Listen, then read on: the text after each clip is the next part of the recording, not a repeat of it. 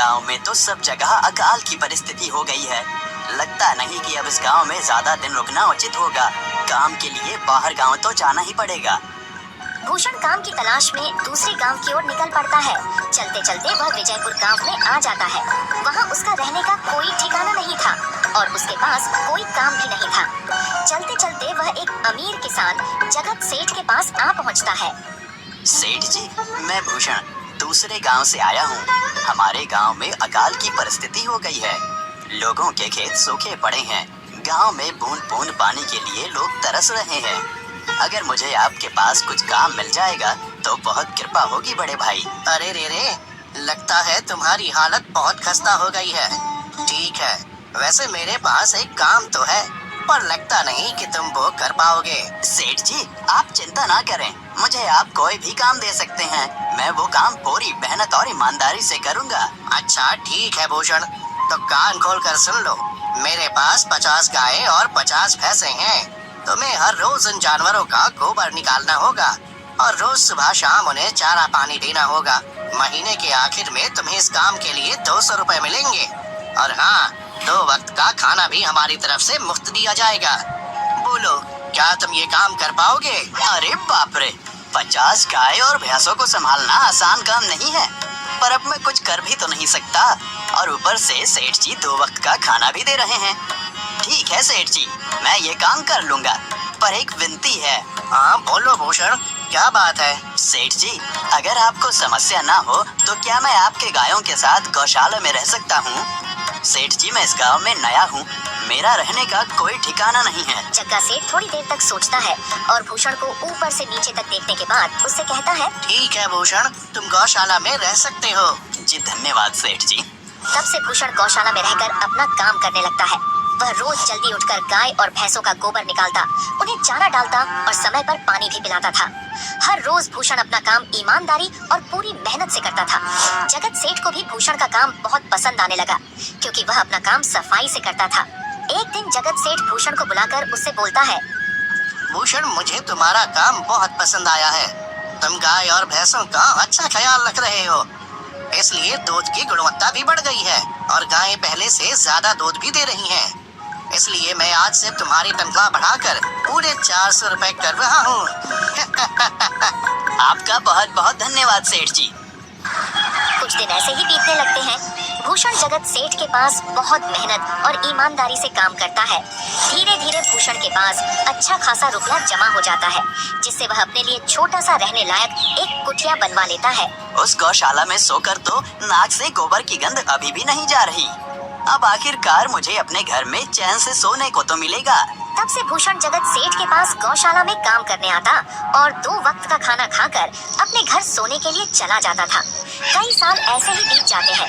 भूषण की मेहनत के कारण उसके पास अच्छा खासा रुपया जमा हो जाता है। एक दिन भूषण जगत सेठ से बोलता है, सेठ जी, आजकल गांव में चोरी की समस्या बहुत बढ़ गई है और मेरे पास कुछ रुपए भी जमा हैं जो मैंने अपने घर में रखे हुए हैं, पर मुझे उन पैसों की चोरी की चिंता हो रही है।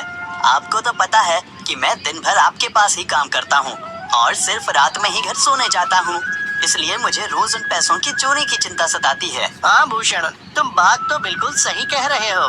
आए दिन गांव में नए नए चोरी के किस्से सामने आ रहे हैं और दिन भर तो तुम्हारा घर खाली ही रहता है, तो चोरी होने की संभावना तो जरूर है। जगत सेठ थोड़ी देर सोचता है और फिर भूषण से कहता है, देखो भूषण, जहाँ पर तुम्हारा धन सुरक्षित रह सकता है और वो है जमींदार का घर। क्या?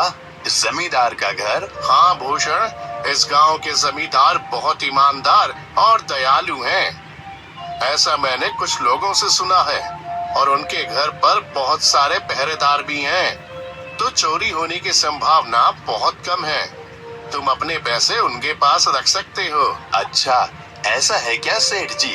ठीक है, फिर आज ही मैं जमींदार जी से मिलकर बात करता हूँ और उन्हें अपनी समस्या बताता हूँ।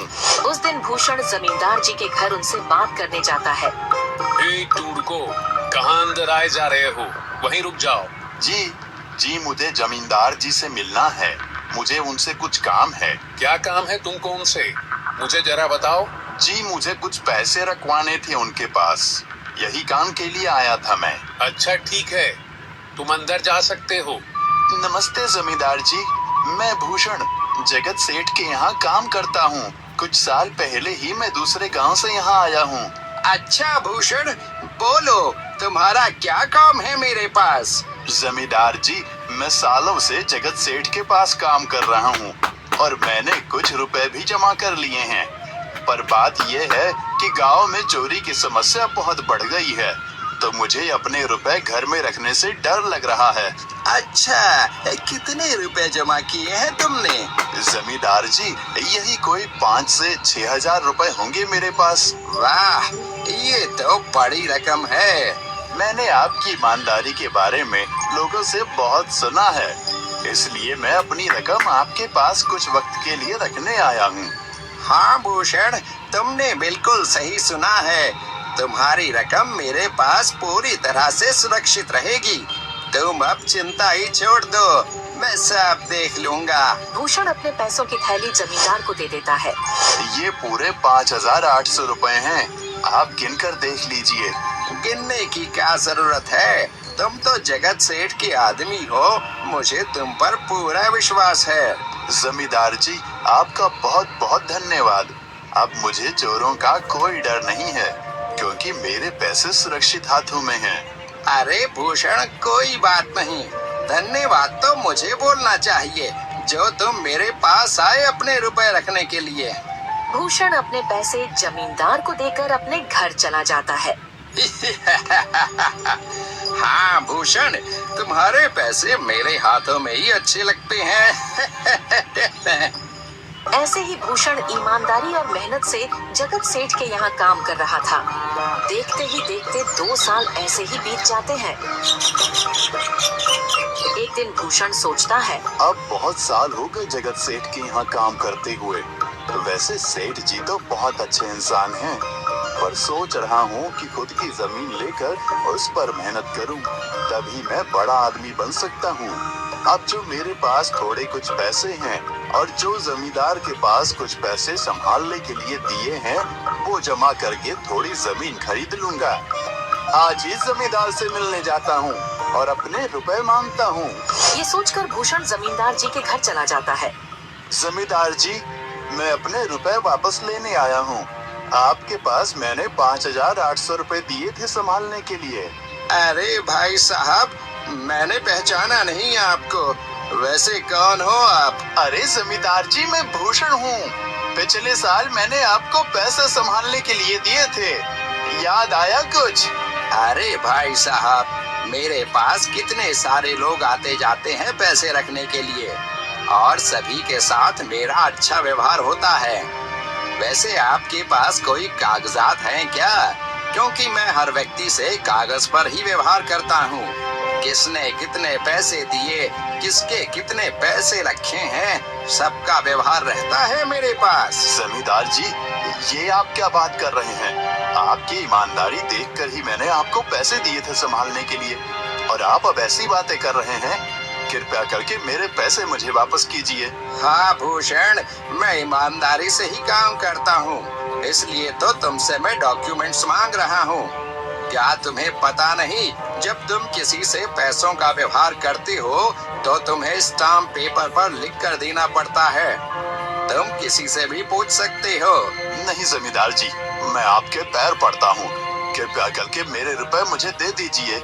बड़ी मेहनत से मैंने वो पैसे जमा किए थे, मुझ पर ऐसा अन्याय ना करें। अरे क्या ये झूठ मूठ का रोना धोना लगाया है? लगता है तुम ढोंगी हो और मेरी ईमानदारी और भोलेपन का फायदा उठाकर मुझसे ये रुपए लेने आए हो। रुक, तुझे अभी सबक सिखाता हूँ। जमींदार अपने आदमियों को बुलाकर भूषण की पिटाई करने को कहता है। इसे तब तक मारो जब तक ये बेहोश ना हो जाए। इस 2 कौड़ी के आदमी ने मेरी ईमानदारी पर सवाल उठाया है, इसे छोड़ना मत। जमींदार के आदमी भूषण को डंडे से खूब मारते हैं। फिर भूषण दुखी होकर अपने घर चला जाता है। भूषण के शरीर पर घाव के निशान स्पष्ट दिखाई दे रहे थे।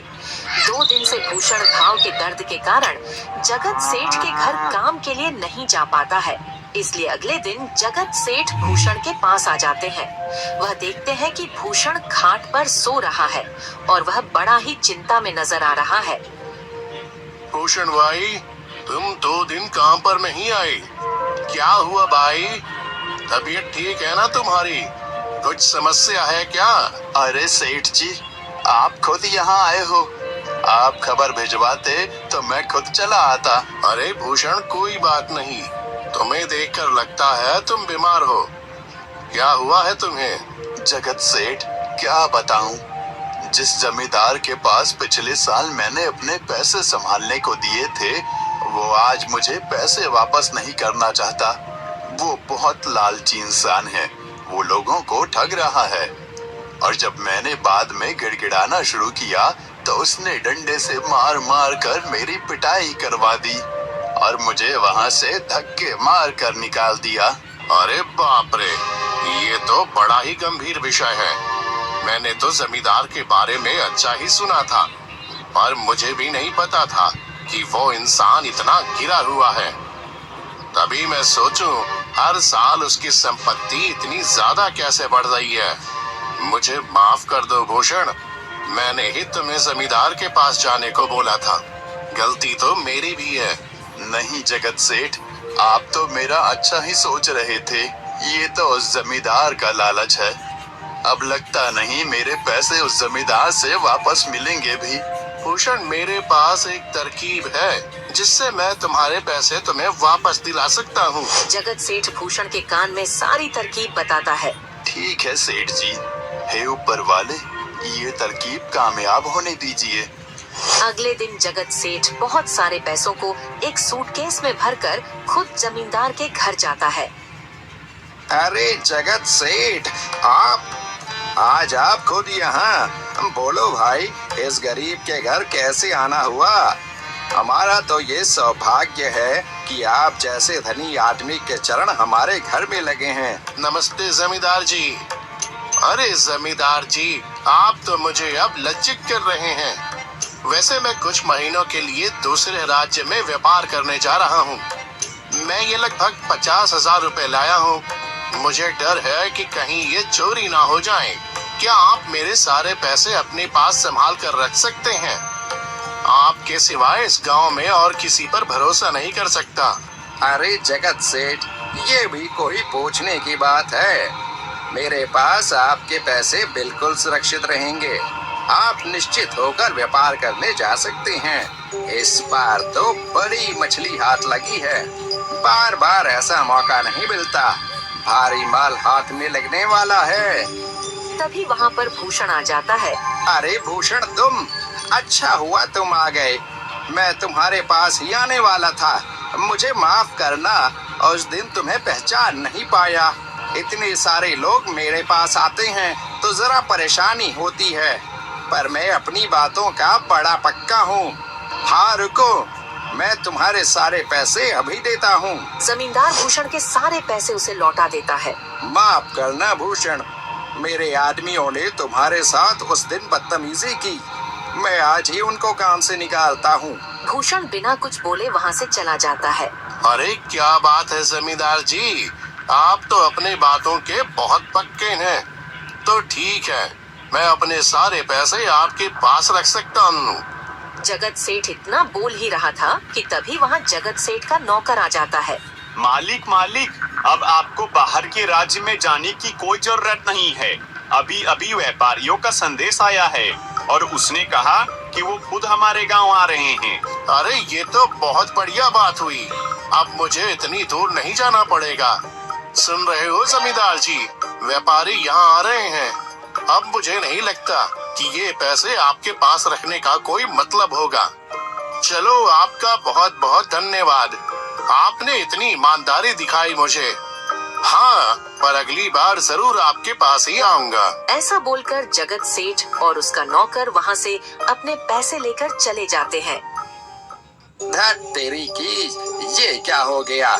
ये 50,000 तो चले गए और जो भूषण के 5,800 रुपए हड़प लिए थे वो भी चले गए।